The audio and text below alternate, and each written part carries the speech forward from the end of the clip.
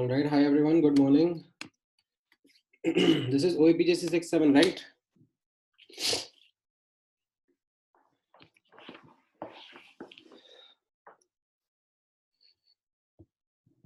All right. Great. ठीक है. So, I hope आप लोगों ने solid state के questions वगैरह try करे होंगे from the booklet based on the homework that I gave you. And अगर कुछ doubts हैं आप लोगों के तो एक बार quickly उनको discuss कर लेते हैं. And then we'll begin our discussion of liquid solutions.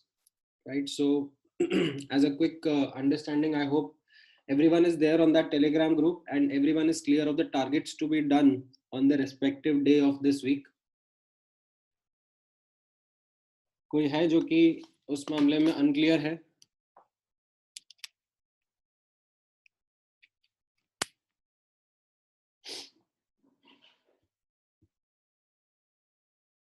All right, I'll take that कि सब clear है. ठीक है. Great then. So let me spend some 10-15 minutes in the starting bit for discussion of solid state ke doubts. If you have any, if you have solved certain questions from the booklets, let me know. And then we are going to begin liquid solutions for discussion.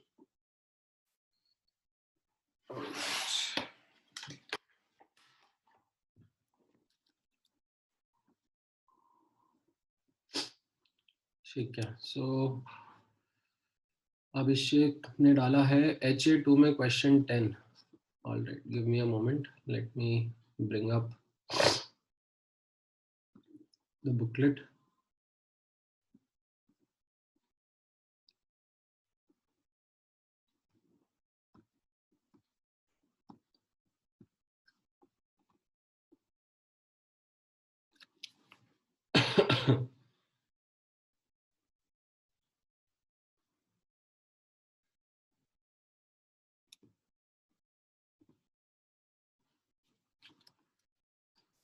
All right, HA1 and HA2.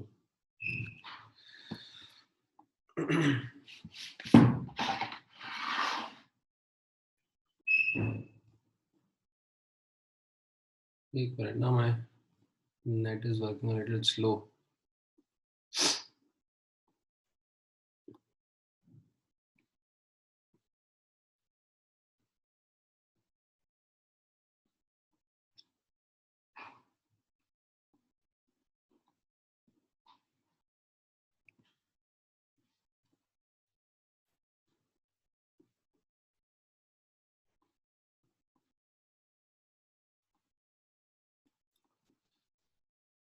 All right.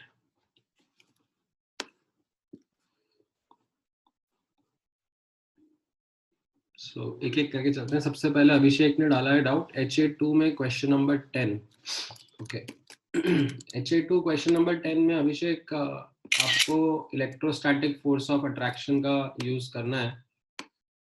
सो जो electrostatic force of attraction रहता है, right, that is proportional to Q1 Q2 by R square.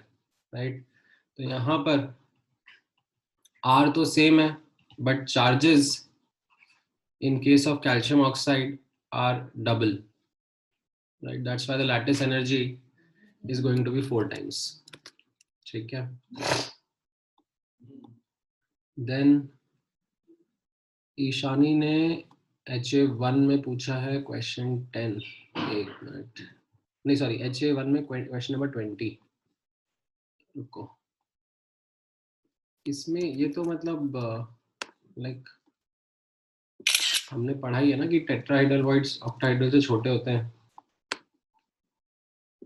Size of tetrahedral void is smaller than octahedral void. जो ये tetrahedral में radius ratio required है वो 0.225 है, and octahedral में जो रेडियस रेशियो रिक्वायर्ड है वो 0.414 है. तो ये छोटा होगा ना. देन HA1 में क्वेश्चन 40 पूछा है जय ने. एक minute. Calcium fluoride calcium fluoride कौन सा एग्जांपल हो गया? फ्लोराइड स्ट्रक्चर का। तो फ्लोराइड स्ट्रक्चर में ये था ना कि जो कटायन था वो एफसीसी यूनिट सेल बना रहा था। ठीक है, कैल्शियम फ्लोराइड में कैल्शियम 2+ एफसीसी यूनिट सेल बना रहे थे and fluoride ions were inside the टेट्राइडल void. तो इनका कोऑर्डिनेशन नंबर 4 था और इनका कोऑर्डिनेशन नंबर 8 था। तो ये ए ऑप्शन आंसर होगा ना। देन आर्यन ने पूछा है HA2 का क्वेश्चन 10। ये तो मैंने बता दिया ना, यही था। ऑलराइट, देन रोहित राय, HA2 पैसेज 2 का 4th। हाँ ठीक है, ये मैं बता देता हूँ। पैसेज 2 का 4th, एक्चुअली पैसेज 2 का 4th थोड़ा सा वियर्ड ही है। It is not something which is a like a very good question of sorts। ये जो लास्ट क्वेश्चन है ना, इसमें what they have done is कि आयन रिप्लेस करा है। ठीक है, replaced an ion but still electrical neutrality to maintain रहेगी। ठीक है, electrical neutrality has to be maintained। तो जो नेट नेगेटिव चार्ज था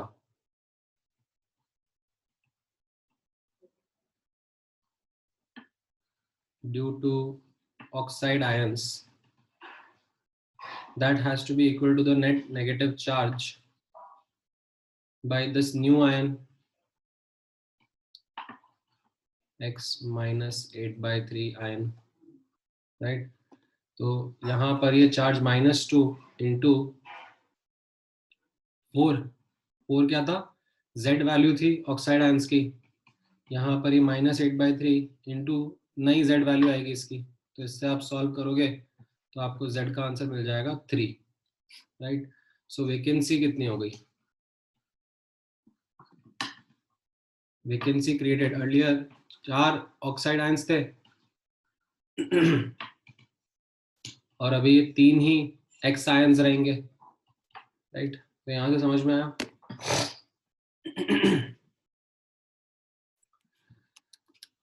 ऑलराइट, देन पैसेज 3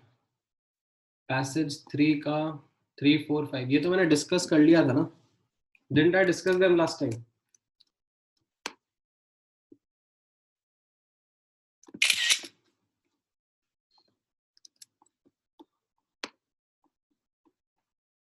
डिस्कस करे थे कि नहीं करे थे? ये वही रोहित, मैंने डिस्कस कर लिए थे। एक बार आप जाके रिकॉर्डिंग्स में देख लो या फिर वेट करो एंड का, अलग से पूछना। देन वी हैव सब्जेक्टिव का 2। सब्जेक्टिव कौन से सब्जेक्टिव? अच्छा, तुम सब्जेक्टिव पे पहुंच गए। सब्जेक्टिव तो मैंने दिए ही थे, तुमने कर लिए हैं तो ठीक है। अच्छे क्वेश्चन है सब्जेक्टिव में सब।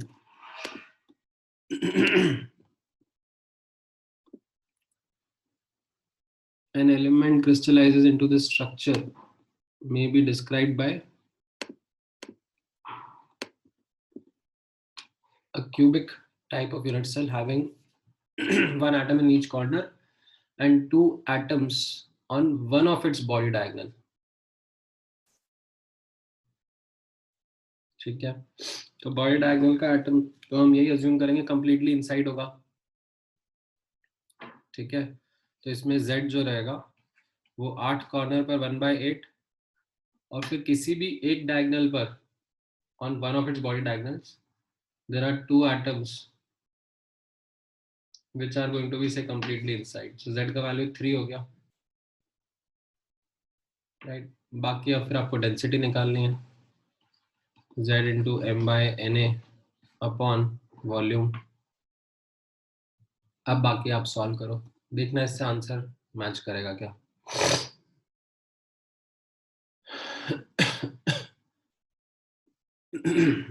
हाँ बोलो रोहित। सर एक बार ये वाला क्वेश्चन पूरा सॉल्व कर दो ना, मैंने भी आज तक किया था बट बाद में मेरे को आंसर नहीं आ रहा है। नहीं नहीं यार, कैलकुलेशन मुझसे मत करवाओ, मतलब ये बाकी लोग भी कर लो। चलो 7.23 इंटू, अब इसमें मोलिकुलर वेट आपको निकालना रहेगा upon 6.02 into 10 raise to the power of 23 into 24 into 10 raise to the power of -24। ठीक है, तो इससे आपको m मिल जाएगा ग्राम पर मोल में। ये नहीं पूछा है आपसे, पूछा है कि 200 ग्राम के अंदर कितने एटम्स होंगे। तो your answer will be 200 divide by m into Na। तो वापस से इस चीज को, अभी m जो निकाला वो 7.2 इंटू Na इंटू 24 इंटू 10 की पावर -24, ठीक है, अपॉन 3। तो ये 3 को ऊपर ले जाओ और ये Na काट दो और फिर इसको सॉल्व करो। बस अब इससे आगे नहीं जाऊंगा मैं। आता है, ये आर्यन बोल रहा है कि आंसर आता है, तुम आर्यन से कंसल्ट करो, 42 में है ये।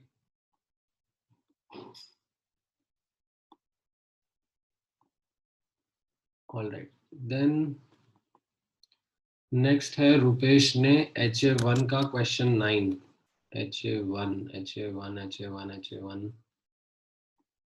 क्वेश्चन 9 ए क्लास में करा है Rupesh, what nonsense, this we did in the class itself.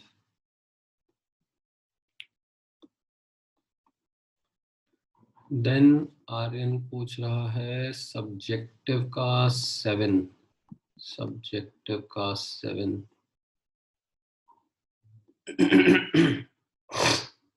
LiCl assuming lithium ions is small enough that chloride ions in contact। तो इसका मीनिंग क्या हो गया आर्यन, दैट डिस्टॉर्शन नहीं है।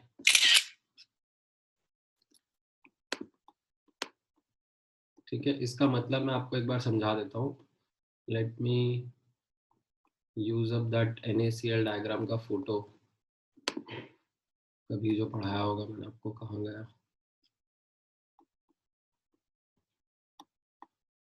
हाँ, तो इसमें ये वाली कंडीशन वैलिड हो जा रही है, ये जो मैंने पढ़ाया था ना आपको, उसको मैं कॉपी करता हूँ।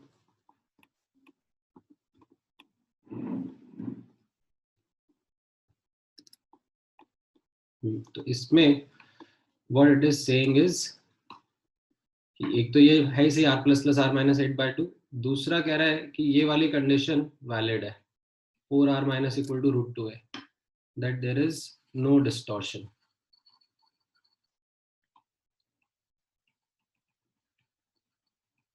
This is what it means, that it is small enough such that the chloride ions are in contact। तो ये एक इक्वेशन, ये दो इक्वेशन, और इससे अब आप r+ और r- को एक के टर्म्स में निकाल सकते हो। ठीक है,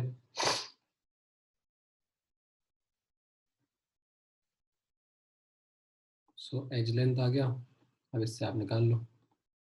ओके, देन उसके बाद में जय ने पूछा है 28 कौन सा पूछा है जय तुमने?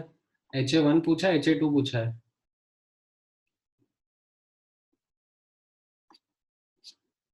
HA1 का 28 सीजियम ब्रोमाइड, नहीं एक मिनट देख लेते हैं, HA2 है सॉरी। HA1 का 28 एक क्लास में तो करा है ये, डायमंड का कराया तो था मैंने। अल्टरनेट टेट्राहेड्रल वॉइड्स में है ना इसका structure, zinc blende type structure है इसका,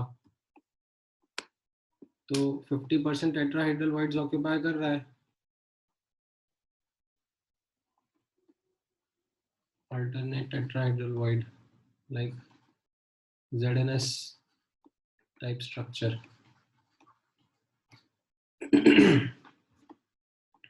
Then बाद में है ईशानी ने पूछा है HA2 का 20। HA2 का 20 तो I think,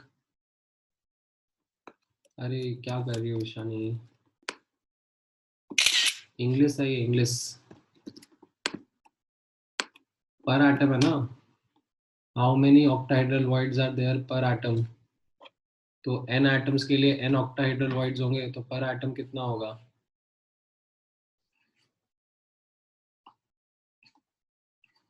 for n atoms n octahedral voids are present, तो पर एटम एक रहेगा। All right, then matrix match. Nearest neighbours वाला ना, हाँ इसमें थोड़ा सा विजुअलाइजेशन लगता है। कैसा विजुअलाइजेशन लगता है, ये कल तो किसी ने पूछा ही था, कल मैंने किस में पढ़ाया था, होल्ड सपोर्ट में पढ़ाया था, हाँ यही वाला था।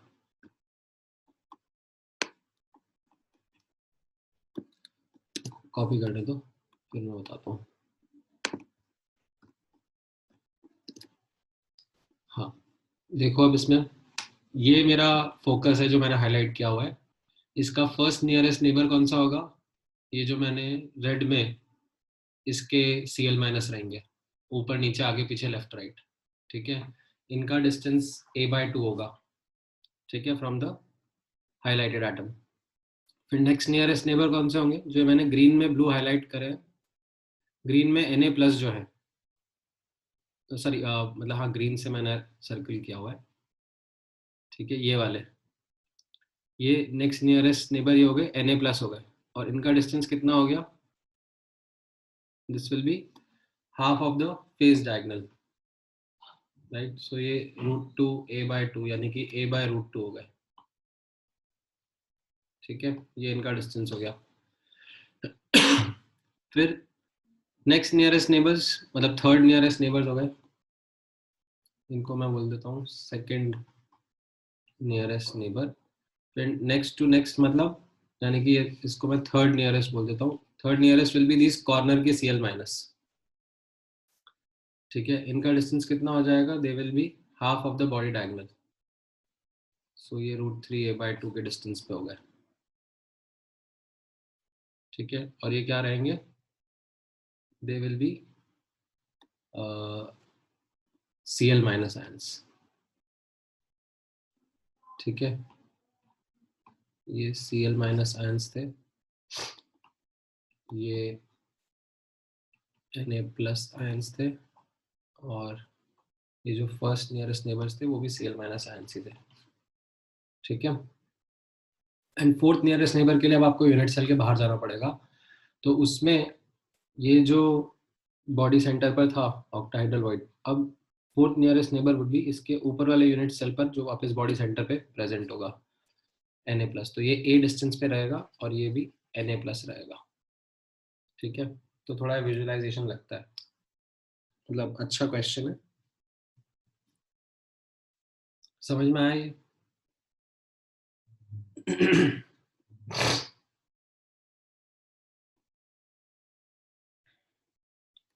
क्लियर है,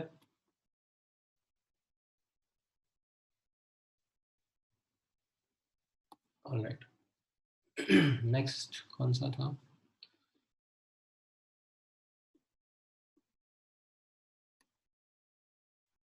किन्नरी ने पूछा है HA1 का 26, HA1 का 26, हाँ ये चीज थोड़ा सा आप एज अ लर्निंग ले लो. You can take this as a learning from the question itself. That what we generally find is for coordination numbers. ठीक है, अगर हम प्रेशर इंक्रीज कर रहे हैं, ठीक है, तो कोऑर्डिनेशन नंबर बढ़ जाते हैं. अगर हम टेम्परेचर इंक्रीज कर रहे हैं तो कोऑर्डिनेशन नंबर कम हो जाते हैं. ठीक है, you can take this as a general understanding, as a general result. So high pressures पे कोऑर्डिनेशन नंबर इंक्रीज हो जाते हैं, हाई टेम्परेचर पे कोऑर्डिनेशन नंबर डिक्रीज हो जाते हैं. अब ये हाई टेम्परेचर पे CH_Cl का कोऑर्डिनेशन नंबर कैसा रहता है? 8 से ये कहाँ चेंज हो रहा है? 6 में. ठीक है, तो ये बी वाला स्टेटमेंट इनकरेक्ट है बस.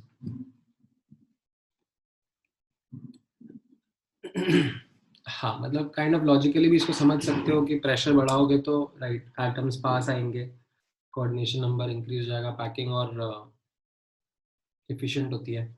बट टेम्परेचर बढ़ाने पर क्या होता है?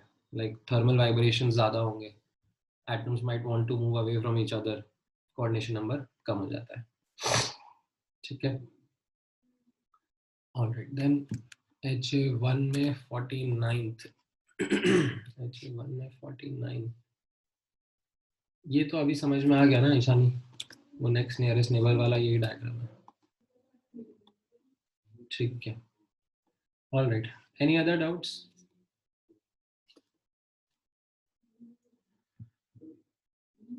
चलो ठीक है, let's begin with liquid solution. आप लोगों ने नोट्स बना लिए हैं? लाइक उसी असम्पशन पे जाना पड़ेगा अब. So you would have seen the first video lecture. तो इसमें video lecture 1 and video lecture 2, right. Video lecture 1 में भी मतलब थोड़ा पार्ट तो डाउट डिस्कशन का ही था, बट ठीक है, ये 2 लेक्चर्स आपने कवर करे होंगे, प्लस नोट्स आपने बनाए होंगे. तो उसमें like we have introduced the chapter liquid solution and colligative properties, and in that starting introduction दिया था कि liquid solution होता क्या है, right. Liquid solution is a mixture of 2 or more substance, homogeneous mixture, and like liquid solutions से बोल रहे हैं because solvent is in liquid phase. So 3 type के इसमें हम लोग solutions का डिस्कशन करेंगे, solid in liquid, liquid in liquid, gas in liquid. ठीक है, ये गैस एंड लिक्विड तो एकदम एंड में, मतलब लेक्चर 5 में जाके एक छोटा सा हेनरीज लॉ करके डिस्कस होगा. ठीक है, बाकी मेजर फोकस इन दोनों टाइप के ऊपर ही होगा, सॉलिड इन लिक्विड या लिक्विड इन लिक्विड. ठीक है, इसमें भी स्टार्टिंग में सॉलिड इन लिक्विड के ऊपर ही फोकस रहेगा. फिर after third lecture liquid in liquid पे भी आएंगे. ठीक है, एंड 5th लेक्चर में लाइक एंड में छोटा सा गैस एंड लिक्विड का भी डिस्कशन हो जाएगा. सो अभी जो आपने लेक्चर 1 एंड 2 पढ़ा होगा वो प्राइमरली सॉलिड एंड लिक्विड का ही डिस्कशन किया है. देन कंसंट्रेशन टर्म्स का एक क्विक रिकैप चाहिए होता है बिफोर वी स्टार्ट दिस. तो उसमें आई होप ये सब कंसंट्रेशन टर्म्स आपको अच्छे से क्लियर है, बिकॉज इस चैप्टर में कंसंट्रेशन टर्म्स को बहुत लाइक कॉमनली यूज किया जा रहा है. इन कंसंट्रेशन टर्म्स के इंटर कन्वर्जन वगैरह भी आपको पता होने चाहिए. ठीक है, देन ये जो लिक्विड सॉल्यूशंस हैं इनकी प्रॉपर्टीज को 2 कैटेगरीज में क्लासिफाई करते हैं, constitutive and colligative. Constitutive properties are the ones which depend on the solute that has been added. Like जैसे डेंसिटी है, तो आपने 1 लीटर पानी लिया, उसमें आप 1 मोल ग्लूकोज डालोगे या 1 मोल NaCl डालोगे, दोनों से जो सोल्यूशन की डेंसिटी आएगी वो अलग अलग आएगी, दोनों से जो सोल्यूशन की इलेक्ट्रिकल कंडक्टिविटी आएगी वो अलग अलग आएगी. So such properties which depend upon the nature of solute that is added, they are called as constitutive properties. ठीक है, whereas there are certain properties which are called as colligative properties which do not depend upon the nature of solute, they just depend upon the number. कितने solute particles हैं। तो इस chapter का focus in colligative properties पे रहता है and इस chapter में जैसा आप लोगों ने देखा होगा कि 4 कॉलिगेटिव प्रॉपर्टीज का डिस्कशन होगा, right. So out of these 4 colligative properties that you are going to study, ये ऑर्डर रिलेटिवली हम लोग फॉलो करेंगे। ऑस्मोटिक प्रेशर, फिर RLBP, elevation and boiling point and depression and freezing point. ठीक है, तो इन प्रॉपर्टीज में हम लोग एक एक प्रॉपर्टी की डिटेल में जाएंगे, दैट वो प्रॉपर्टी क्या है, क्यों है, और उसके न्यूमेरिकल एस्पेक्ट्स। ठीक है, नाउ ये क्या है क्यों है वाला पार्ट जो है, ठीक है, it is good for a subjective sense of knowledge, but again major focus तो न्यूमेरिकल्स पे रहेगा। एंड अगर आपने न्यूमेरिकल्स ट्राई करे होंगे तो वो न्यूमेरिकल्स काफ़ी स्ट्रेट फॉरवर्ड रहेंगे। नाउ इसके इस इन क्वालिटेटिव प्रॉपर्टीज में जाने के पहले, ठीक है, मैंने आपको उनमें वीडियो लेक्चर्स में भी बताया होगा that we are going to consider certain assumptions to start with. ठीक है, क्या क्या अजम्पशंस हैं? We are going to assume that we are discussing dilute solutions, we are discussing non volatile solute.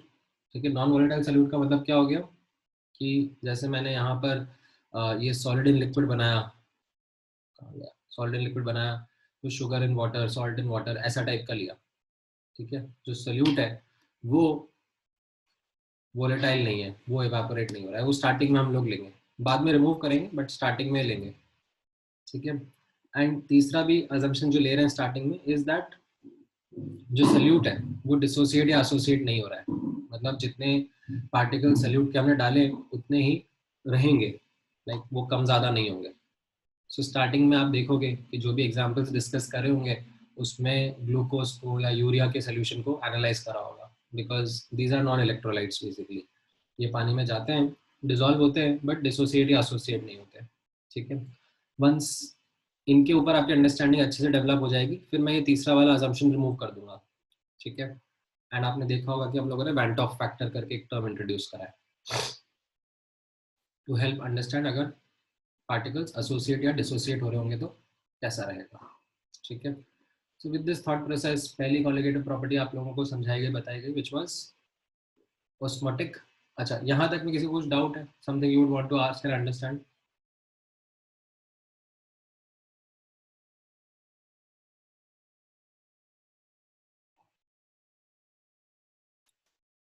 Alright, then osmotic pressure के बारे में हम लोगों ने डिस्कशन स्टार्ट किया। पहले हमने ओस्मोसिस का कॉन्सेप्ट समझा, दैट ओस्मोसिस होता क्या है। तो उसका एक सिंपल सा डेफिनेशन हमारे सामने आया, that this is the spontaneous movement of solvent molecules from a region of high concentration, concentration solute के टर्म्स में बोला जाता है, तो from a region of high concentration to a region of low concentration. Sorry, उल्टा बोल दिया क्या मैंने? हाँ, माय बैड, ये कंफ्यूजन होता है हमेशा। Spontaneous flow of solvent molecules from a region of low concentration to a region of high concentration. ठीक है, and this concentration was in terms of solute only through a semi-permeable membrane till the concentration becomes equal on either side. So basically अगर यहाँ पर let's say two solutions are present, like एक तरफ solution एक तरफ pure solvent है, बीच में semi-permeable membrane है। semi-permeable membrane कैसा होता है? Typically it is like animal skin या फिर special ऐसे plant membranes वगैरह से बनाया जाता है। So this membrane is something which allows only solvent molecules to pass through। ठीक है, जो सॉल्यूट पार्टिकल्स हैं वो इसके थ्रू पास नहीं कर पाएंगे।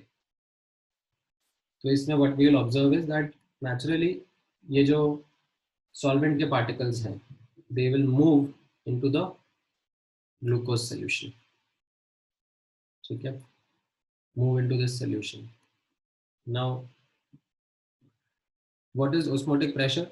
Like if we apply pressure on this solution वाला साइड, ठीक है, we can actually prevent this osmosis from happening. So the minimum pressure that needs to be applied on the higher concentration solution to prevent osmosis is what is called as osmotic pressure. इसको हम पाई symbol से represent करते हैं। ठीक है, हम यहाँ पे प्रेशर लगा रहे हैं ताकि osmosis स्टॉप हो जाए। ठीक है, इसका ये कैलकुलेशन होता है pi is equal to CRT। ठीक है, so this इसका डेरिवेशन वगैरह नहीं कराया गया है आप लोगों को, ठीक है, but if you will notice like इसका thought process similar to KTG रहता है, काइनेटिक थ्योरी ऑफ गैसेस से। Like if you will notice ये सी क्या है, n by v, right, so it comes off from the same like KTG के assumptions that यहाँ पर सॉल्वेंट के पार्टिकल्स जो हैं they are randomly moving in the medium. So इसमें हाँ क्या कह रहे हो Amartya, semi permeable membrane allows flow of solvent, solute नहीं जा सकता, बस सॉल्वेंट मॉलिक्यूल्स जा सकते हैं, ठीक है। एंड यूनिट्स का खास ध्यान रखना पड़ता है इसमें, right, while discussing. So in the formula pi will be equal to CRT or you will see delta CRT. Delta CRT will mean the concentration difference, ठीक है। तो अगर मान लो यहाँ पर इंस्टेड ऑफ प्योर सॉल्वेंट यहाँ पर C1 कॉन्सेंट्रेशन है और C2 कॉन्सेंट्रेशन है, ठीक है, C1 इज हायर, तो डेल्टा C यूज करना पड़ेगा, that will be the answer to osmotic pressure.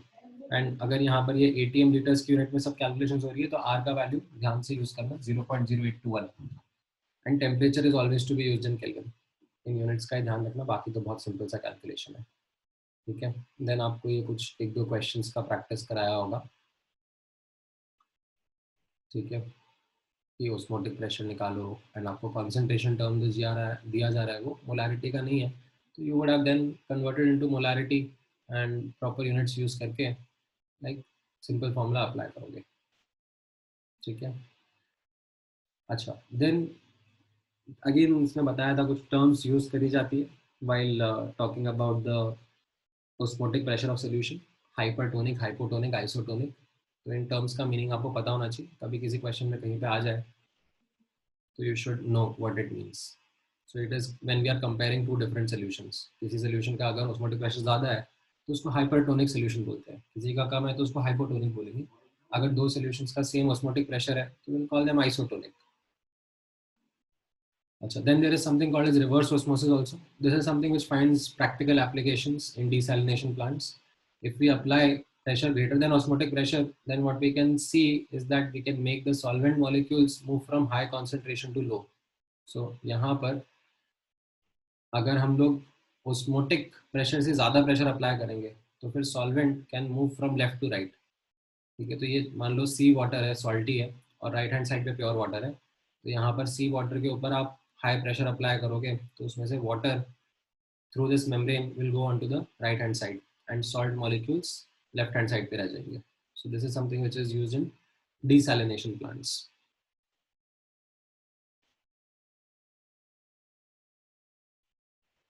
हाँ चलो, यहाँ पे डायग्राम भी दिया था एक्सप्लेन करने के लिए, ठीक है। बाकी तो ठीक है, again similar sort of question है to help you understand the this thing, ठीक है। ऑस्मोटिक प्रेशर समझ में आया? Any doubts in this?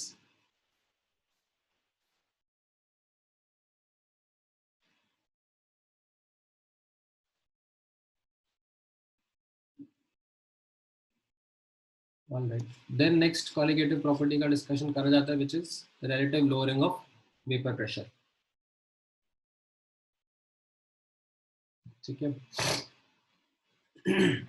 या फिर तो मैं अगर देखता हूँ आप लोगों ने कुछ क्वेश्चन ट्राई नहीं करे होंगे तो मैं आपसे ऑस्मोटिक प्रेशर के कुछ क्वेश्चंस ट्राई करवा लेता हूँ अभी just as a quick practice के लिए।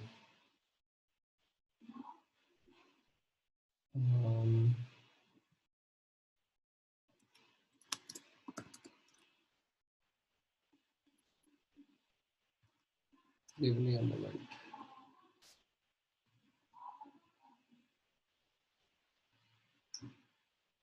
बुकलेट कर लिया आप लोगों ने?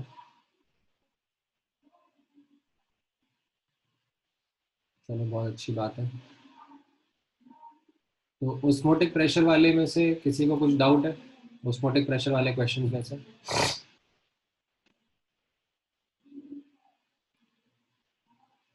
ऑलराइट, ईशानी ने बोला है 38।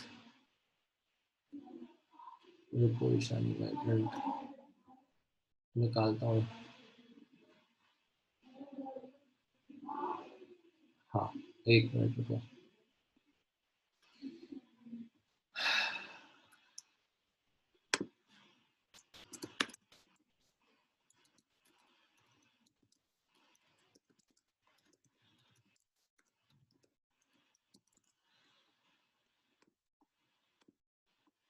ऑस्मोटिक प्रेशर वाले ही बताना, क्योंकि मैंने उतना ही पढ़ाया है। अरे यार क्या हो रहा है ये।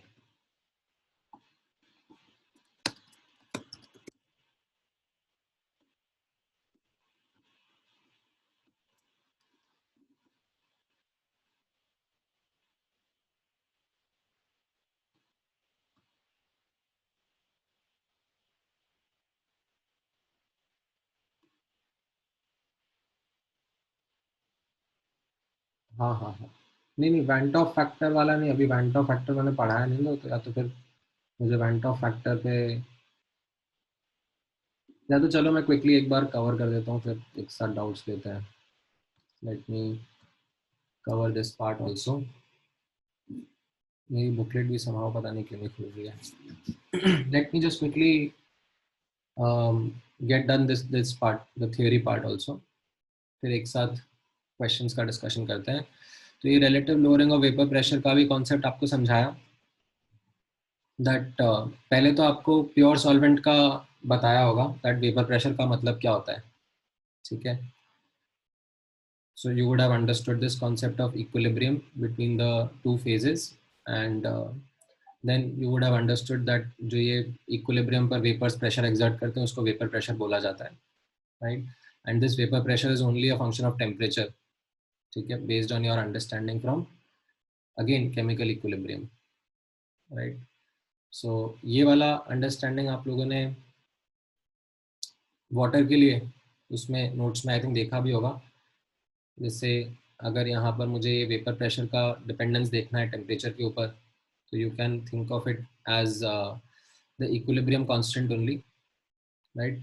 जो Kp रहेगा वो वेपर प्रेशर के बराबर रहेगा। So ln Kp2 by Kp1 will be equal to delta H by R 1/T1 minus 1/T2। वो देखा होगा, वो लिखा था क्या मैंने उसमें वीडियो लेक्चर्स में?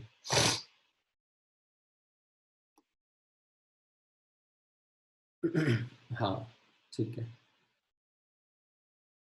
Then vapour pressure of solution के ऊपर डिस्कशन था कि सोल्यूशन का वेपर प्रेशर क्या रहता है। सो अगर अपन सोल्यूट ऐड कर देते हैं, ठीक है, तो what we find is that the vapour pressure decreases, ठीक है। And solute again non volatile है यहाँ पर, सो वेपर प्रेशर डिक्रीज हो रहा है। अब उसका एक्सप्लेनेशन कैसा था कि why is that vapour pressure decreasing, तो उसमें what was understood was that equilibrium constant जो रहेगा वो तो टेम्परेचर पे डिपेंड करेगा, वो तो चेंज नहीं होगा, ठीक है। बट एक्टिविटीज जो रहेंगी, ठीक है, उसमें व्हाट हैपेंस इज दैट जो के का वैल्यू था, it was activity of vapour upon activity of liquid, तो उसमें जो एक्टिविटी ऑफ लिक्विड है, ठीक है, वो कम हो जाएगी। क्यों कम हो जाएगी? बिकॉज अब जो वाटर की सरफेस थी, राइट, पहले all the molecules were participating, but यहाँ पर now not all the molecules will be participating in this evaporation process, right. Some molecules will be of the non-volatile solute. So per unit area, the number of molecules participating would have decreased. It has become less than 1. And since K is going to be the same, right, so the activity of H2O vapor also decreases in case of solution. Thus, PS, the vapor pressure in case of solution comes out to be lesser than P0, the vapor pressure in case of pure situation, pure solvent. Activity का मतलब होता है that the activity represents participation of a species in a thermodynamic process relative to its standard state, ठीक है। तो यहाँ पर notice करना, लिक्विड वाटर का स्टैंडर्ड स्टेट क्या होता है? प्योर, ठीक है, pure liquid, that is its standard state. So यहाँ पर pure liquid under 1 bar pressure ऐसे भी बोला जाता है। सो pure liquid, in the left hand side we have pure liquid, so activity with respect to standard state कैसा हो गया?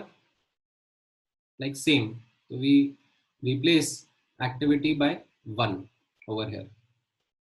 हाउएवर यहाँ पे राइट हैंड साइड में अब ये प्योर नहीं बचा. जो H2O लिक्विड है इसमें like you have certain solute particles that have come in. तो इसका पार्टिसिपेशन जो रहेगा in the process of evaporation, right, वो कम हो जाएगा बिकॉज सरफेस पे अब सब मॉलिक्यूल्स वाटर के नहीं रहे. So this makes the activity less than 1 for this solution scenario. ठीक है, तो activity represents the participation of a species in a thermodynamic process, like this is a chemical equilibrium or a physical equilibrium, as compared to its standard state. ठीक है, so based on this you get that vapor pressure is lowered. ठीक है, अच्छा अब मुझे 2 minute दो, let me figure out बाकी के नोट्स कहाँ पर है. Give me 2 minutes.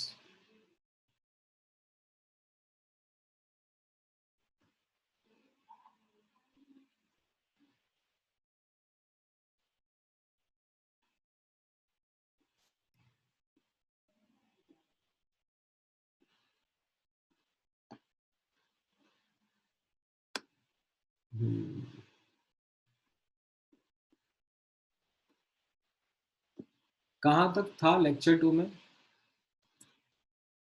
कहाँ तक का पार्ट कवर हो गया था? Does anyone have an idea?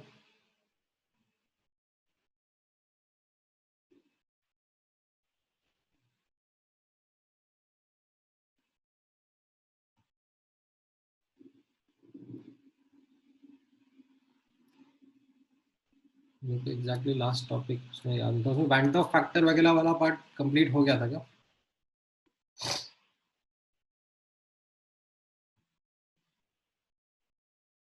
ठीक है, ठीक है, गिव मी 1 minute.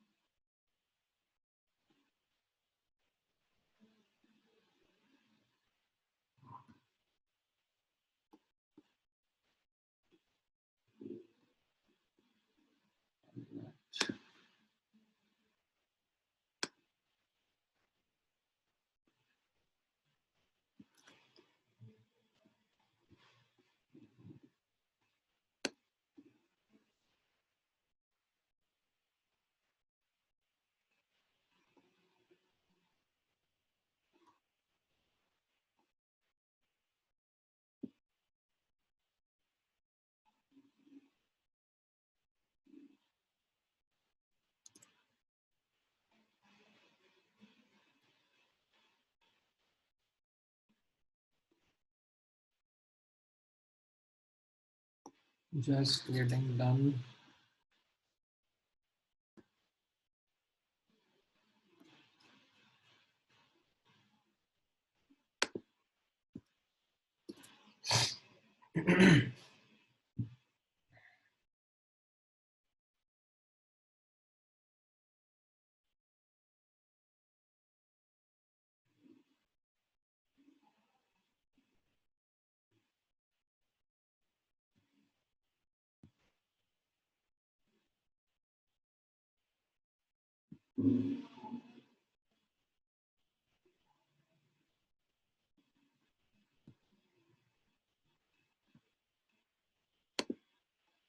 ठीक है,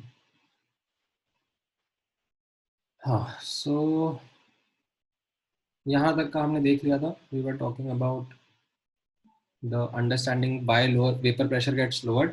अब इसी चीज को न्यूमेरिकली राउल्ट्स लॉ से एक्सप्लेन करा जाता है. Right. So you can understand यहाँ पर जो एक्टिविटी लेस देन 1 मैंने रिप्रेजेंट करी है. ठीक है, यहाँ पर प्योर लिक्विड की एक्टिविटी 1 थी, यहाँ पे लेस देन 1 रिप्रेजेंट करी है, तो ये लेस देन 1 का representative is the mole fraction. ठीक है, because this represents the fraction of the surface occupied by the solvent molecules. So PS, that is the vapor pressure of solution, comes out to be equal to the mole fraction of solvent into pure solvent का vapor pressure. ठीक है, तो ये Raoult's law रहेगा. अब इसका आप एक मॉडिफाइड वर्जन भी यूज कर सकते हो. If you replace the mole fraction of solvent in terms of solute and उसको आप रीअरेंज करोगे तो ये आपके सामने रिजल्ट आ जाएगा. इस रिजल्ट को रीड करना समझना आना चाहिए. ये जो न्यूमरेटर है that is called as lowering of vapor pressure. And if you divide that by P naught, then this entire thing is called as relative lowering of vapor pressure.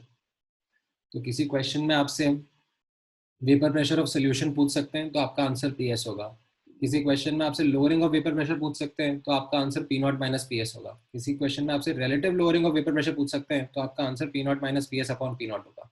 ठीक है, तो ये टर्म्स का ध्यान रखना. देन like एक दो questions to practice this application of Raoult's law. All right, then we talked about this elevation and boiling point. ठीक है, अच्छा इसमें किसी को कोई प्रॉब्लम है राउल्ट्स लॉ वाले में? किसी को कुछ डाउट पूछना है? Anything you would want to understand?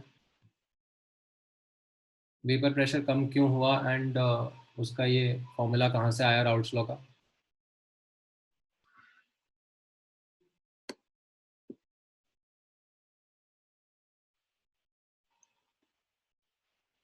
ठीक है, क्या पूछ रहे हो Ishani?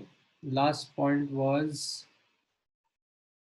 molecular weight upon experimental weight.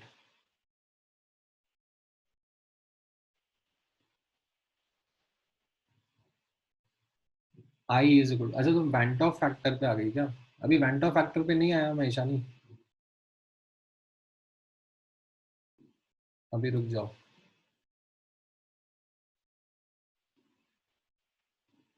हाँ, क्या कह रहा है Abhishek? Is this valid for ideal solutions? हाँ हाँ, इसमें हमारा आइडियल सॉल्यूशंस का असम्पशन चल रहा है. ऑल्दो मैंने बताया नहीं आइडियल सॉल्यूशन क्या है. मैं आइडियल सॉल्यूशन थर्ड लेक्चर में बताता हूँ, बट ठीक है, आइडियल सॉल्यूशंस पे ही चल रहा है राउल्ट्स लॉ. ऑलराइट, ठीक है. देन थर्ड कॉलिगेटिव प्रॉपर्टी आप लोगों ने देखा होगा which was elevation and boiling point, right. So इसमें अगेन सबसे पहले आपने प्योर सॉल्वेंट की बॉइलिंग के बारे में समझा होगा कि what is the meaning of boiling point of pure solvent. तो उसमें इवेपोरेशन और बॉइलिंग के बीच का अंतर समझाया होगा, दैट होता क्या है डिफरेंस. एंड बॉइलिंग पॉइंट का टेक्निकल डेफिनेशन बताया होगा, दैट बॉइलिंग पॉइंट का technical definition is the temperature at which the vapour pressure of the substance becomes equal to the external pressure. ठीक है, and it can be 1 atm, it can be something else also depending upon the condition that we are in. And based on this result आपको एक idea दिया होगा कि water के लिए, एक मिनट,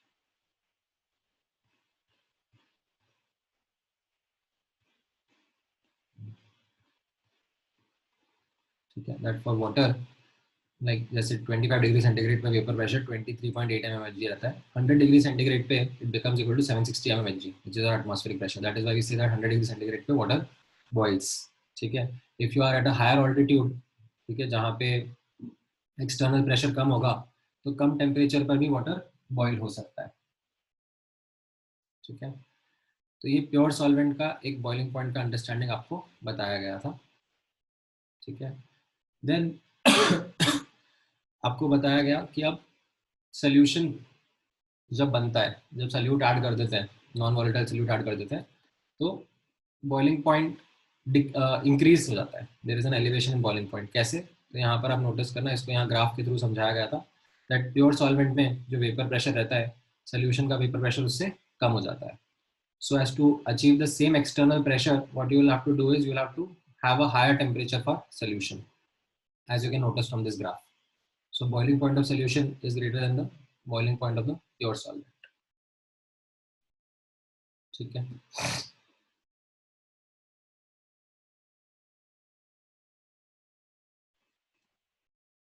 अच्छा हाँ ठीक है, हो सकता है मैंने सेकंड लेक्चर में बता दिया हो ideal solution, but typically ideal non ideal का डिस्कशन मैं थर्ड लेक्चर में करता हूँ। उसमें किसी ने पूछ लिया होगा तो मैंने बता दिया होगा, बट अभी ये सब जो सब डिस्कशन चल रहा है वो आइडियल सोल्यूशंस के लिए हम लोग बात कर रहे हैं। ठीक है, सो boiling point of solution increase क्यों हो जाता है उसका भी बताया था। देन इसका मैथमेटिकल और you can say numerical part भी आप लोगों को बताया, that delta TB is equal to K B into molality. ठीक है, अगेन आई थिंक इसका डेरिवेशन मैंने वीडियो लेक्चर में बताया था कि डेरिवेशन का, आई डोंट थिंक सो मैंने इसका डेरिवेशन करा होगा, मतलब इसका डेरिवेशन थोड़ा ट्रिकी रहता है।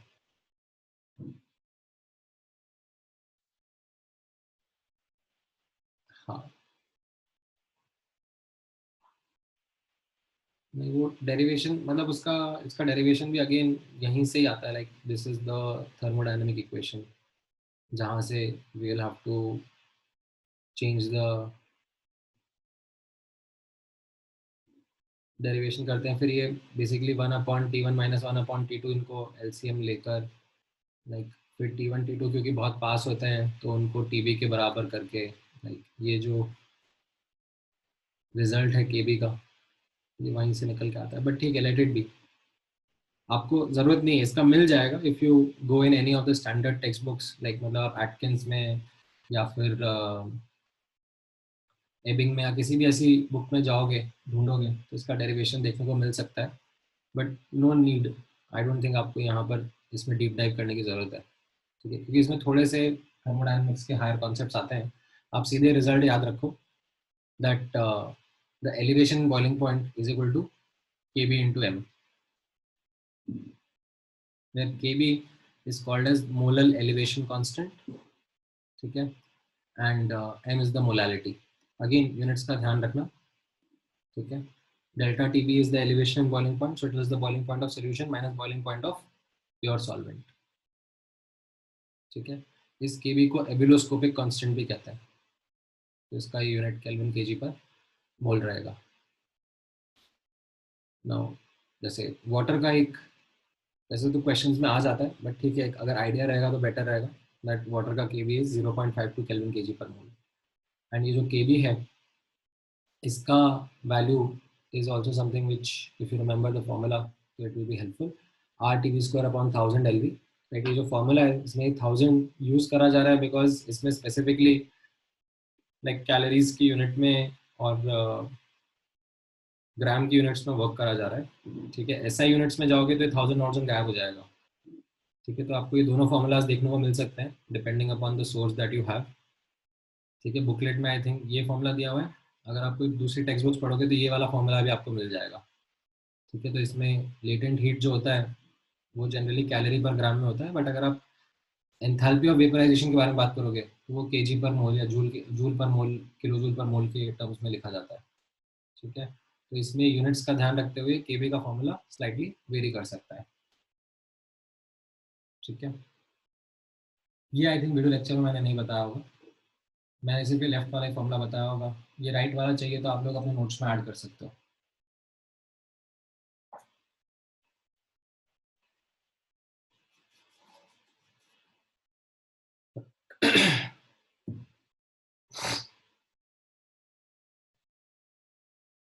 ठीक है, हाँ हाँ, मतलब लेफ्ट वाले से कन्वर्जन करके राइट वाला बन रहा है, सो ऐसा कुछ नहीं है कि कुछ नया सा है ये, इट्स जस्ट दैट पहले से अगर आइडिया होता है तो इट बिकम्स कन्वीनियंट।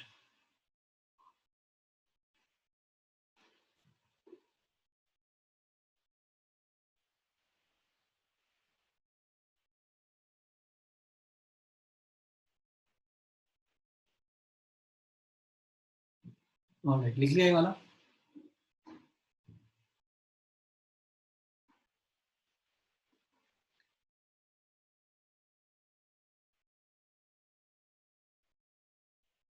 ठीक है, देन भाई इसके न्यूमेरिकल क्वेश्चंस आपने देखे होंगे तो बहुत सिंपल से क्वेश्चन है। ठीक है, like it will be something quite basic, सीधे सीधे फॉर्मूला का एप्लीकेशन रहता है।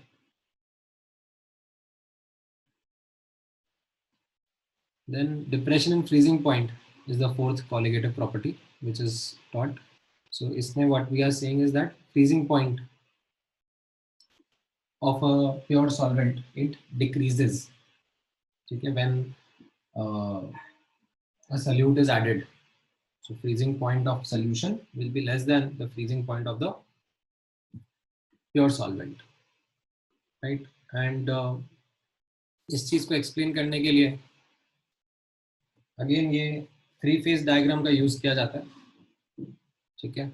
इनफैक्ट इसके साथ में ये वाला थर्मोडायनामिक एक्सप्लेनेशन भी था, बट ठीक है.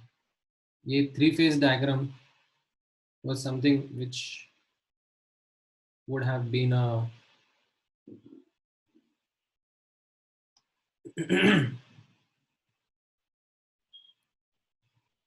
new thing to you. तो 3 फेज डायग्राम क्या होता है? 3 phase diagram is a pressure versus temperature diagram which describes in what physical state the substance would be present under given pressure temperature conditions, ठीक है. सो यहाँ पर let's say if you have a substance and I ask you कि इस pressure पे या इस temperature पे क्या स्टेट में सब्सटेंस प्रेजेंट होगा, या फिर इस प्रेशर या इस टेम्परेचर पे सब्सटेंस क्या स्टेट में प्रेजेंट होगा, राइट. तो उसके लिए ये 3 फेज डायग्राम तैयार किया जाता है. नाउ ये 3 phase diagram it divides the whole thing into 3 parts, solid, liquid and vapour, ठीक है. Now solid, liquid and vapour में as you can see there are these boundary lines that separate solid, liquid and vapor, ठीक है. So what we do is we experimentally understand the equilibrium conditions between these two phases. Like पहले liquid and vapor का equilibrium understand करा, तो let's say ये black वाला line draw हो गया या curve draw हो गया, ठीक है. solid और liquid का understand किया तो ये brown वाला कर्व या लाइन समझ में आया. सॉलिड एंड वेपर के बीच का इक्विलिब्रियम अंडरस्टैंड किया तो ये ग्रे वाला कर्व आ गया. So these equilibriums are studied, ठीक है, at what pressure temperature these equilibriums are present, and this helps us create the boundaries and establish the dominant phase of a substance under given pressure temperature conditions. And there is this particular point which becomes of curious interest is called triple point, जहाँ पर all 3 phase coexist, solid, liquid and vapor, ठीक है. तो ये water के लिए मैंने just ऐसे याद करने के लिए नहीं बोला है, बस यहाँ पे एक डेटा पॉइंट आपको बता दिया कि वाटर के लिए 0.01 degree centigrade and a very very low pressure of 4.58 mmHg is the triple point, ठीक है. यहाँ पर तीनों फेज ही कोएग्जिस्ट करते हैं, ठीक है. इनफैक्ट अगर आपके पास टाइम होगा तो एक बार जस्ट यूट्यूब पे ऐसे ढूंढना, ट्रिपल पॉइंट का कोई ना कोई फैंसी वीडियो मिलेगा, and it will be interesting to see all the 3 phases coexisting like simultaneously. Like solidification भी हो रहा होगा, बॉइलिंग भी हो रही होगी, right. all the phenomena will be happening simultaneously under that particular pressure temperature conditions, ठीक है. now क्या कह रहे हो word? So will the fraction of state of solution be the area of the graph?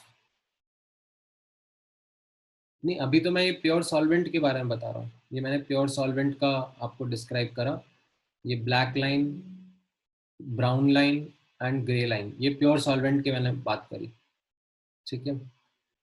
अब जब इसमें आप सल्यूट ऐड कर देते हो, ठीक है, तो सल्यूट ऐड करने से क्या हो रहा है?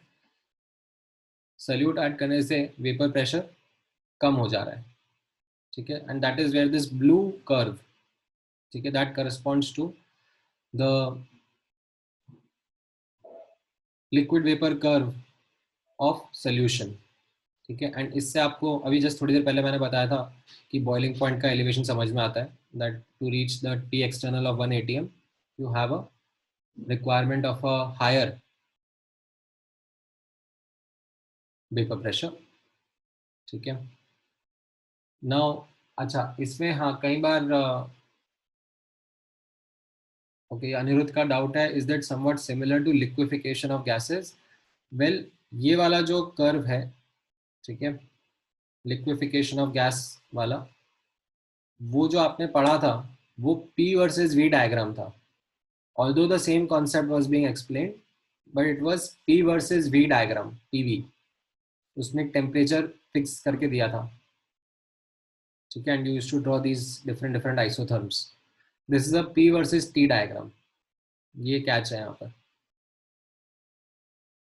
कॉन्सेप्ट वही है, जैसे अगर मैं राइट हैंड साइड वाले इस रीजन के ऊपर फोकस कर रहा हूँ, लिक्विड वेपर का इक्विलिब्रियम ओनली, ठीक है.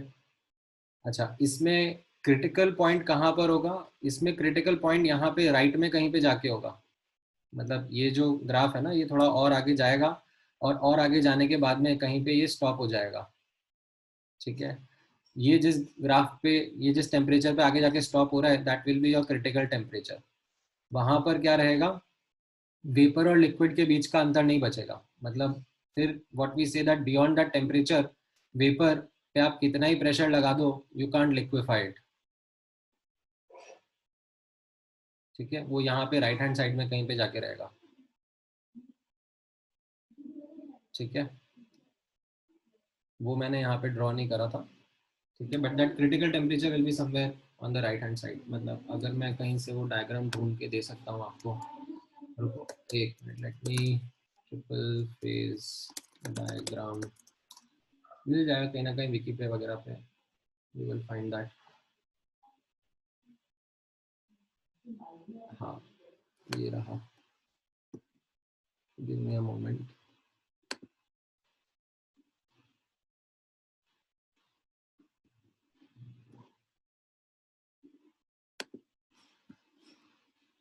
मैं यहाँ पे पेस्ट करता हूँ. तो ये ट्रिपल पॉइंट डायग्राम रहता है, ये यहाँ पर ये क्रिटिकल टेम्परेचर वाला रीजन रहता है, ठीक है. यहाँ पर like what we say is that we have super critical fluid. मतलब लाइक ये गैस का प्रेशर अगर आप इंक्रीज कर रहे हो तो आप इसको लिक्विड नहीं बना पाओगे, ठीक है. यहाँ पर ये वेपर रीजन में आप कंप्रेस कर रहे हो तो वो लिक्विड फेज में जा सकता है at a given temperature if you are going ऐसे vertically up, ठीक है. तो वेपर से लिक्विड आप क्रॉस कर जाओगे, बट यहाँ पर at a given temperature you keep on compressing, you will not get the liquid phase, ठीक है. तो ये आगे कहीं पे आता है, ठीक है.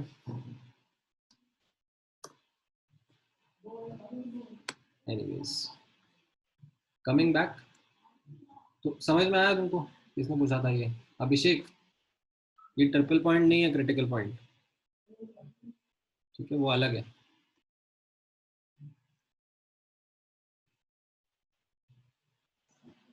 ऑलराइट, सो यहाँ पर जैसा मैं बता रहा था दैट वेपर, सॉरी, सोल्यूशन के लिए you have this blue curve as a representation, representing that आपका वेपर प्रेशर्स कम हो गए, ठीक है. वेपर प्रेशर कम हो गए तो अगेन जैसा आपने यहाँ पे नोटिस किया था, बॉइलिंग पॉइंट का एलिवेशन हो जाता है, ठीक है. एंड अगर आप फ्रीजिंग पॉइंट के बारे में देखोगे तो फ्रीजिंग पॉइंट का यहाँ पर कैसा हो जाएगा? डिप्रेशन हो जाएगा. अर्लियर, ठीक है, सॉलिड लिक्विड का equilibrium was happening at 0 degree centigrade, but now like solution, solid और लिक्विड का इक्विलिब्रियम जो होगा that will be happening at a lower temperature which is the new freezing point of the solution, and as you can see this will be lesser than that of the pure solvent, ठीक है. So this is a curve which helps understand the depression in the freezing point. And again numerical point इसका numerical this thing काफी आसान है, like upon addition of solute. अच्छा, ये तो खैर उसका explanation ही है, ठीक है.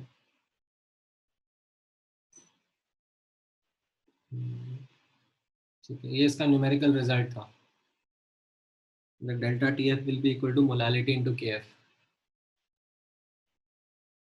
एंड देन वापस इनमें यूनिट्स का ध्यान रखना पड़ता है, ठीक है. ये KF का रिजल्ट है, और KF का वही मतलब ऐसा यूनिट्स में भी एक अलग फॉर्मूला रह सकता है जिसमें मॉलिक्यूलर वेट वगैरह लिखना होगा, ठीक है. तो ये काइंड ऑफ एक क्विक समरी था यहाँ पर of the colligative properties that were taught, अभी ये बिफोर वैन ऑफ फैक्टर था सब।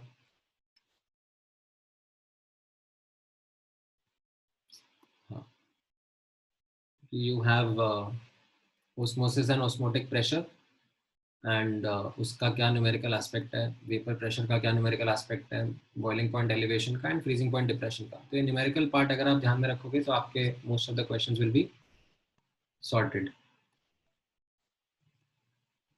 ठीक है, हो गया। हाँ, ये फिर उसके बाद में लाइक ये थोड़े बहुत न्यूमेरिकल क्वेश्चंस का प्रैक्टिस है। फिर वैन टॉप फैक्टर इंट्रोड्यूस कर दिया, in which what we do is we remove that assumption या सल्यूट के पार्टिकल्स अगर एसोसिएट या डिसोसिएट हो सकते हैं तो उसकी वजह से कॉलिगेटिव प्रॉपर्टीज पे कैसे फर्क रहेगा। ठीक है, एंड यहाँ पर how we define van't Hoff factor is the actual number of solid particles upon the expected और theoretical number of solid particles. ठीक है, actual number of particles is due to dissociation association and the theoretical is because of assuming that there was no association dissociation, right? And इसका calculation is something जिसका आपको formula भी use कर सकते हो या फिर you can just simply use the basics, right? अगर आपका डिसोसिएशन हो रहा है तो वैन टॉप फैक्टर 1 से ज्यादा होगा, एसोसिएशन हो रहा है तो वैन टॉप फैक्टर 1 से कम होगा। पहले डिसोसिएशन पे फोकस कर लो। डिसोसिएशन में कैसा है, the substance is let's say strong electrolyte, तो सिंपली स्टार्टिंग में सी मोल्स ऑफ NaCl हम एक्सपेक्ट करेंगे बट एक्चुअली में 2 से निकल जाएंगे, तो आई का वैल्यू 2 हो गया। या फिर ऐसे ये Al2SO4 होल थ्राइस वाला रहेगा तो इसमें आई का वैल्यू 5 रहेगा कि एक्चुअल में कितने पार्टिकल्स है अपॉन एक्सपेक्टेड कितने थे, राइट? वीक इलेक्ट्रोलाइट में the value of I would depend on alpha, right? So अगर C से स्टार्ट किया था and alpha is the degree of dissociation, then I का वैल्यू क्या रहेगा, the actual number of particles upon expected कितने थे C। So actual will be इन तीनों का सम C plus C into 1 minus alpha plus C alpha plus C alpha upon C. So you get I का value as 1 plus alpha, which can be then generalized if you have certain this kind of observation. ठीक है कि A n goes to Na तो I का value 1 plus n minus 1 alpha आप लिख सकते हो, या फिर Ax by is going to x से y भी, तो आप अगेन I का जनरल फॉर्मूला इस तरीके से लिख सकते हो। ठीक है, और अगर आपका एसोसिएशन हो रहा है, राइट, तो फॉर्मूला वही रहेगा, expected actual number of particles upon expected number of particles, just the formula changes a bit in case of such polymerizations। ये 1 plus 1 by n minus 1 into alpha हो जाएगा। ठीक है, मुझे जनरली ये वाले फॉर्मूलाज याद नहीं रहते, ये मैं भूल जाता हूँ, तो मैं तो सिंपल एक थॉट प्रोसेस चलता हूँ कि आई कितना है, actual number of particles upon expected. वो धीरे धीरे क्वेश्चन की प्रैक्टिस के साथ में ठीक हो जाता है। ये आई का कैलकुलेशन समझ में आया, इसमें कुछ डाउट है?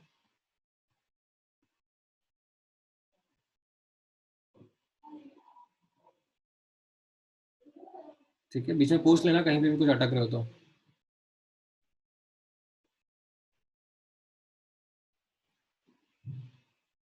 ऑल राइट,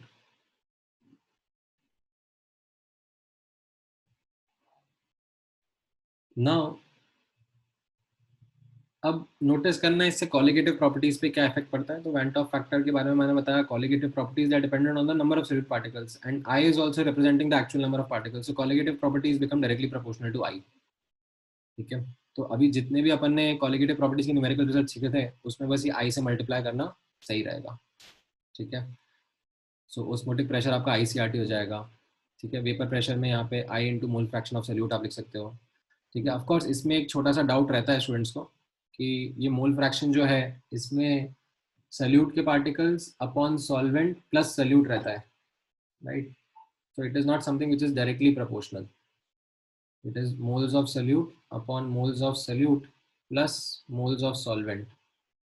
ठीक है, तो इसमें यहाँ पे डायरेक्टली आई मल्टीप्लाई करना would not make complete sense, but what we are saying is कि ये जो डाइल्यूट सॉल्यूशंस है इनमें सल्यूट के particles as compare to solvent is something which is negligible. तो आप सिर्फ न्यूमरेटर में ही आई मल्टीप्लाई कर दो तो आपका काम चल जाएगा। ठीक है, you don't need to like यहाँ डिनोमिनेटर में भी आई मल्टीप्लाई करो। ठीक है, you can let it be. तो यहाँ पे सीधे I into mole fraction of solute लिख देते हैं। ठीक है, थोड़ा अप्रोक्सीमेशन है बट चलता है। देन बॉइलिंग पॉइंट के एलिवेशन एंड फ्रीजिंग पॉइंट के डिप्रेशन में भी you just multiply I in the formulas and you have this result. ठीक है. नाउ आई थिंक ये सब तो खैर बुकलेट के क्वेश्चंस हैं, बट हाँ, if you have any questions तो एक बार क्विकली डिस्कस करना शुरू करते हैं फ्रॉम द बुकलेट. बताते जाओ. आई थिंक पहले आपने बताए थे, बट दोबारा बता दो बिकॉज वो बहुत ऊपर चले गए हैं चैट में.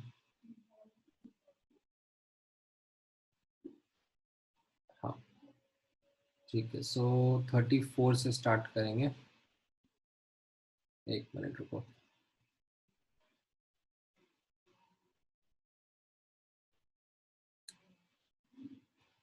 Thirty four. Which one of the following will show? यही पूछ रहा ना वरुण.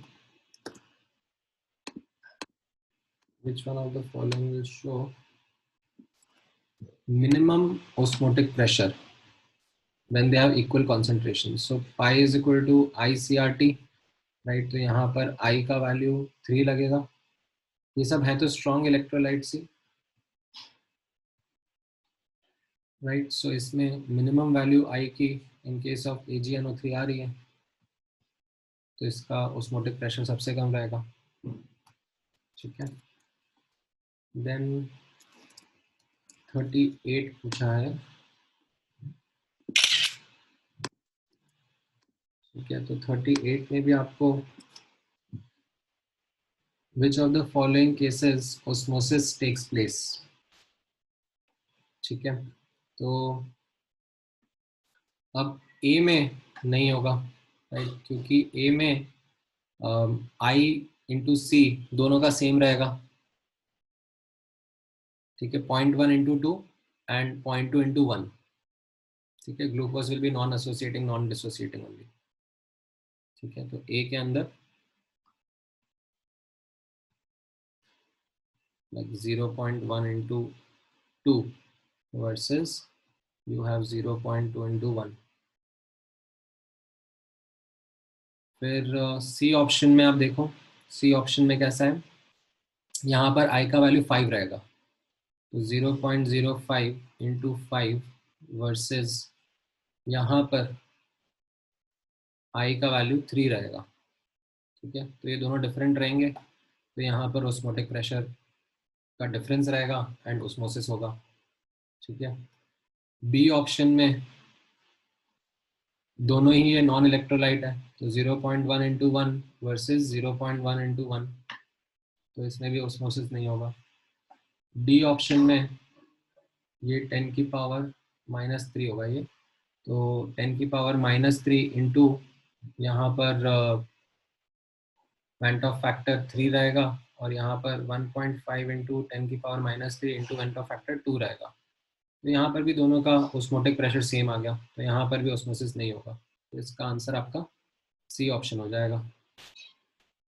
ठीक है. ऑलराइट. देन 39th में द ट्रिक इज एक्चुअली जो कलर है वो सॉल्वेंट की वजह से थोड़ा आता है, कलर तो सल्यूट की वजह से आ रहा है, राइट. तो ये जो SPM है, this allows solvent to pass through. जो सल्यूट पार्टिकल्स है वो तो जहां पर थे वहीं पर रहेंगे ना. ठीक है. तो कलर फॉर्मेशन नहीं होगा.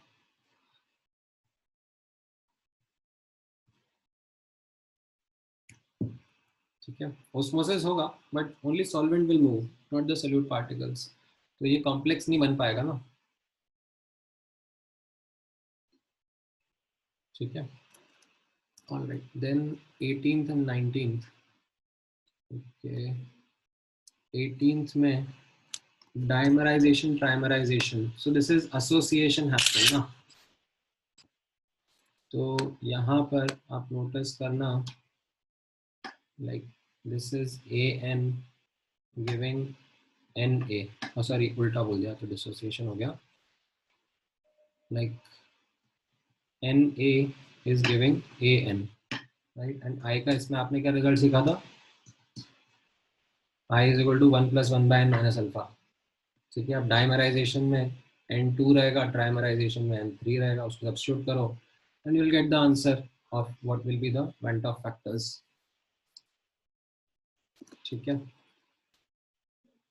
देन टेट्रामराइजेशन में मतलब ठीक है, मतलब n का वैल्यू 4 रख दो तो सेम ही रिजल्ट रहेगा, जस्ट इसमें n का वैल्यू 4 रखना है तो उससे वेंट ऑफ फैक्टर मिल जाएगा, सेम ही फॉर्मूला अप्लाई करना है। ठीक है, ऑलराइट, देन 27 में आपको कंसंट्रेशन टर्म्स को इंटर कन्वर्ट करना पड़ेगा। Like you have 5.85 weight by volume NaCl solution, ठीक है, which exerts an osmotic pressure। इसमें अब आप क्या करोगे, यहाँ पर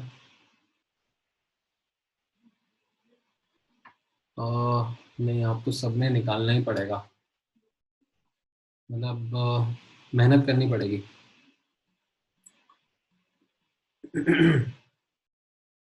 लाइक ICRT, तो I का वैल्यू 2 रहेगा और 5.85, मान लो अगर 1 लीटर सोल्यूशन है, 1 लीटर सोल्यूशन है तो 58.5 ग्राम्स ये हो गया, तो 58.5 divide by 58.5 that is 1 mole in 1 litre, तो इसका कॉन्सेंट्रेशन 1 मोलर आ गया इनटू RT। ठीक है, तो ये NaCl का है। ठीक है, अब ये A ऑप्शन नहीं मैच करने वाला है, B ऑप्शन नहीं मैच करने वाला है, C भी नहीं मैच करेगा, नहीं सॉरी, C मैच कर जाएगा क्योंकि इसमें भी लाइक मोलारिटी को सेम ट्रीट कर रहा हूँ मैं, इसमें भी जो पाई रहेगा वो अप्रोक्सीमेटली I तो 1 रहेगा, मोलारिटी को सेम ट्रीट कर लिया, बट जनरली वो डाइल्यूट सॉल्यूशंस के लिए एप्लीकेबल होता है, ये तो 2 मोलर बहुत ज़्यादा है। ठीक है, so this is kind of going with this false assumption.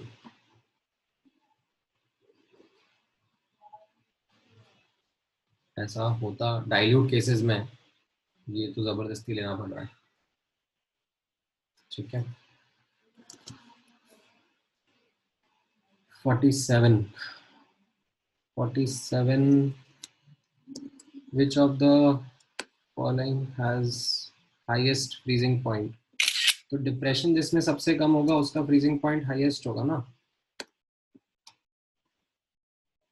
यहाँ पर डेल्टा TF जिसका ज़्यादा होगा इम्प्लाइज उसका फ्रीजिंग पॉइंट उतना ही कम होगा।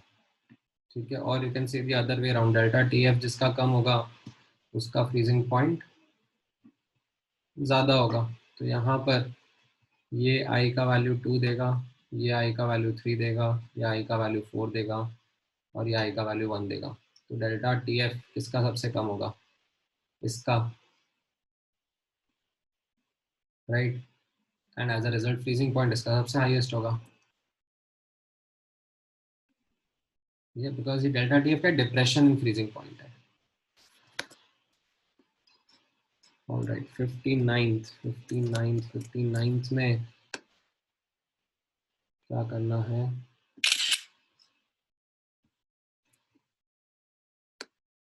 59th में 1 molar aqueous solution of an electrolyte A2B3 is 60% ionized.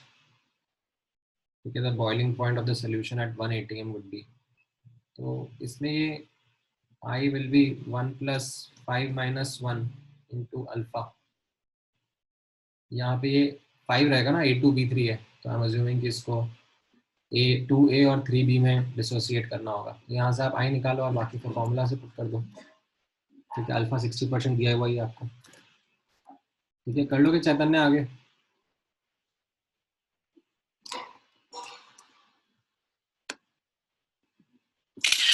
ठीक है, देन 61 में an aqueous solution of NaCl KbKf, तो दोनों केस को इक्वेट करना है ना बेसिकली. सो डेल्टा TF आपको दिया हुआ है, this will be I into molality into Kb, right, and delta TB will be equal to I into molality into Kf. Like divide कर दो तो ये सब कैंसिल आउट हो जाएगा एंड इससे आपको डेल्टा TB मिल जाएगा. ठीक है, ऑलराइट. देन क्या कह रहे हो Priyanka? 10 and 30. 10 is the like interconversion of units. How many grams of cane sugar are present in this much aqueous solution having molality 0.2? So molality क्या होता था?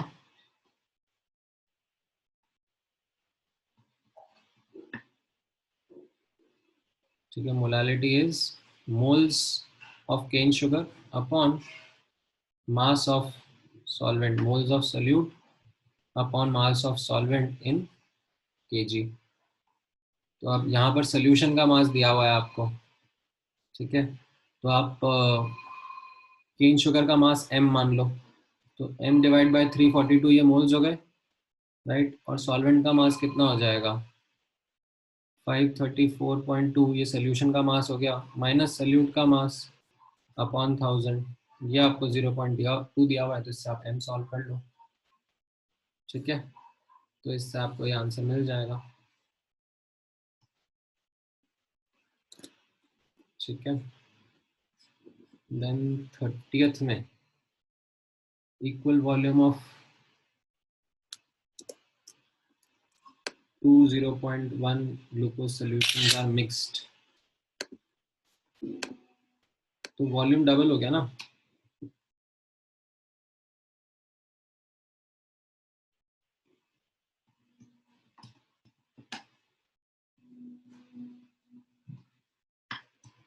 राइट, तो 0.1 into V plus 0.1 into V upon B plus B, तो 0.1 molar ही आ गया ना final molarity. तो सेम ऑस्मोटिक प्रेशर ही रहेगा, चेंज नहीं होगा. ठीक है, समझ में आया प्रियंका?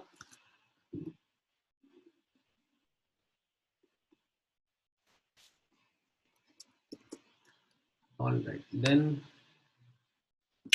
63 में इसमें कहाँ अटक गए आप लोग? बेंजोइक एसिड 100 ग्राम, डिप्रेशन, फ्रीजिंग पॉइंट 100% पॉलीमराइजेशन. सो पॉलीमराइजेशन हो रहा है, तो I का value 1 + 1/n - 1 into alpha, right, and alpha को बोला जा रहा है 100%, right. So I basically 1/n हो गया, है ना.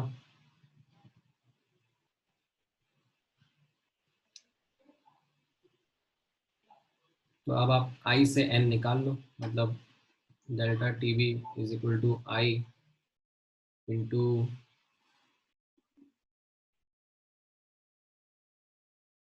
benzoic acid in 100 gram benzene has a depression point of this delta TF लगेगा एक्चुअली. फ्रीजिंग के बारे में बात करी जा रही है. Delta TF is equal to I KF molality. सो ये आपको दिया हुआ है 2.6.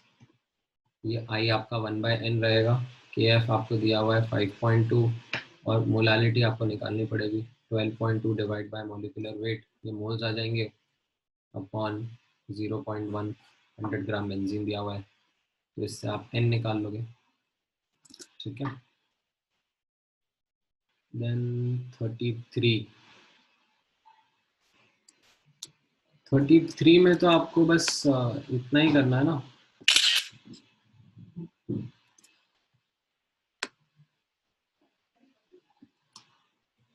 I का वैल्यू देखना है. यहाँ पर I 1 रहेगा, यहाँ पर भी I 1 रहेगा, यहाँ पर I 2 रहेगा, और ये एलम एलम क्या होता था, एलम का आई तो बहुत ज़्यादा रहेगा ना, like K2 SO4 Al2 SO4 whole thrice, क्या रहता था, Al2 SO4 whole thrice K2 SO4 dot 24 H2 ऐसा कुछ रहता था ना। 1 2 3 4 5 6 7 8, आई का वैल्यू 8 रहेगा इधर, तो ये हाईएस्ट ऑस्मोटिक प्रेशर शो करेगा। ठीक है,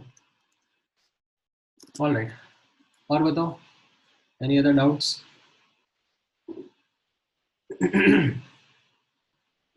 62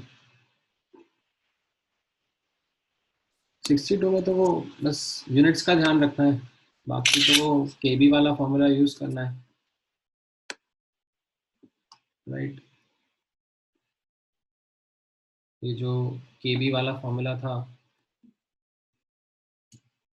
R/TB² अपॉन 1000 LV, या फिर R/TB² into molecular weight upon delta H vaporisation. तो अब यहाँ पर SI यूनिट्स में जा रहे हो तो फिर ये वाला यूज कर लो, ठीक है, अकॉर्डिंगली आंसर आ जाएगा।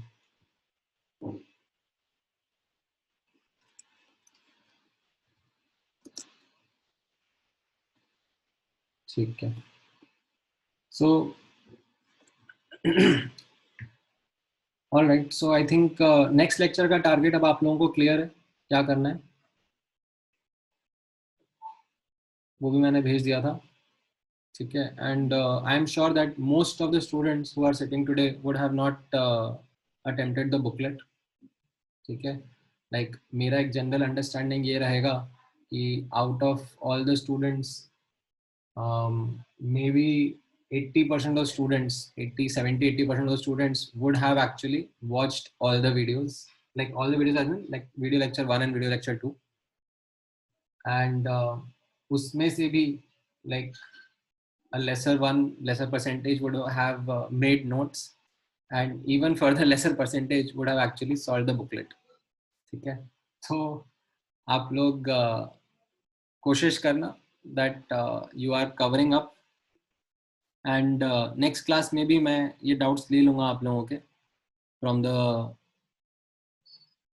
Same set of questions from the booklet, ठीक है। I don't mind double solving, but ये थोड़ा सा वीक इंटेंसिवली प्रैक्टिस करके solid state sorry liquid solution chapter खत्म करते हैं, ठीक है।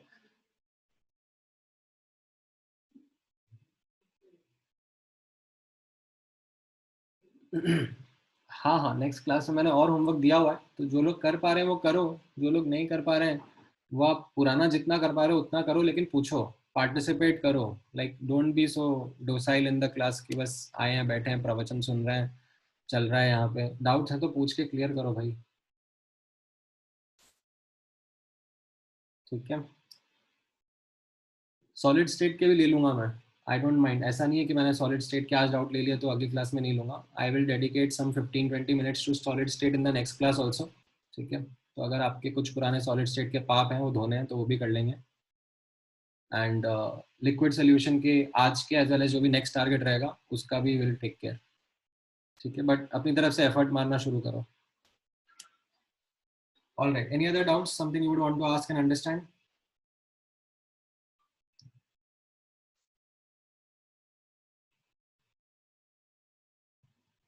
ठीक है, मैं ये आज की रिकॉर्डिंग एज वेल एज ये जो भी लेक्चर लिंक्स रहेंगे, मतलब ये जो ये रहेंगे क्या बोलते हैं नोट्स, डाउट सॉल्विंग, ये सब भेज दूंगा,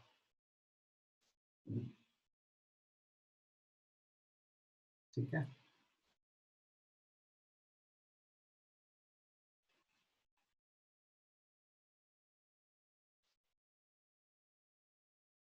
हाँ हो सकता है ना निक्षता, मतलब I am not aware about it, but हो सकता है हाँ आपका एक ओपन टेस्ट हो 14-15 को।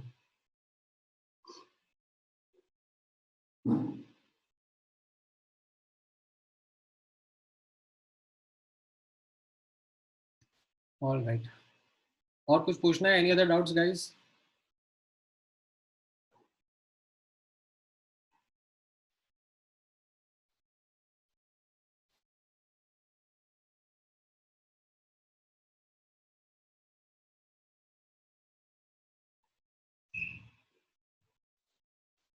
वो सरफेस केमिस्ट्री चैप्टर में है, कोलॉइड सस्पेंशन वो सब, उसका भी मैं आपको लेक्चर लिंक भेज दूंगा।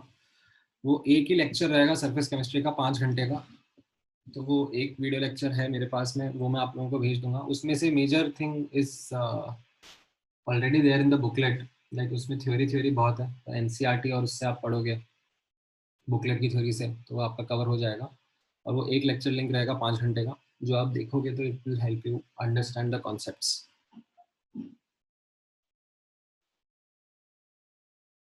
हाँ, क्या कह रहे हो ईशानी? एक्टिविटी इज समथिंग, जैसे मैंने आपको बताया ना, दैट दिस वाज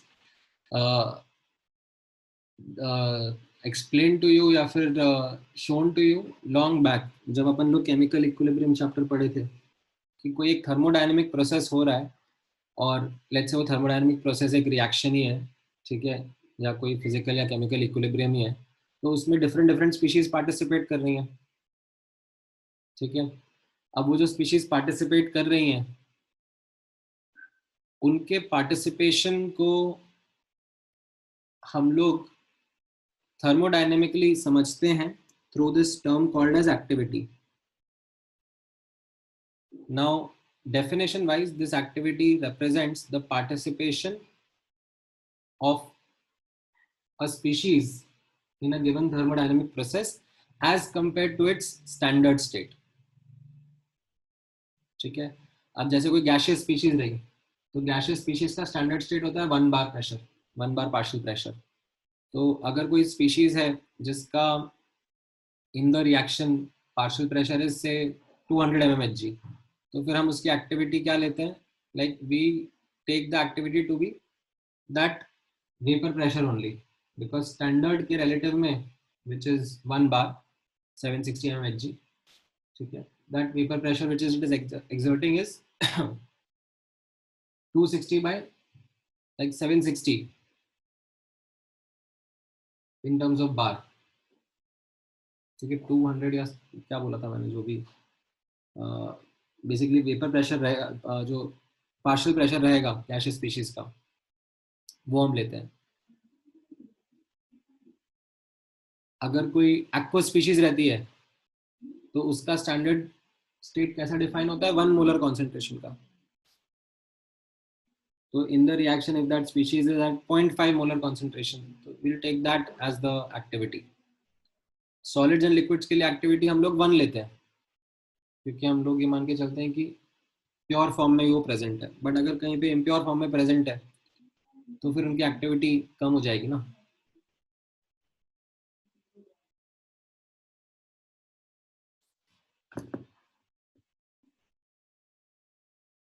ठीक है,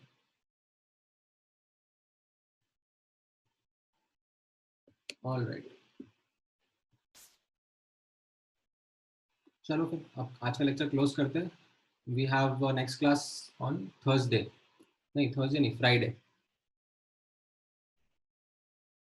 ठीक है, थैंक यू गाइस।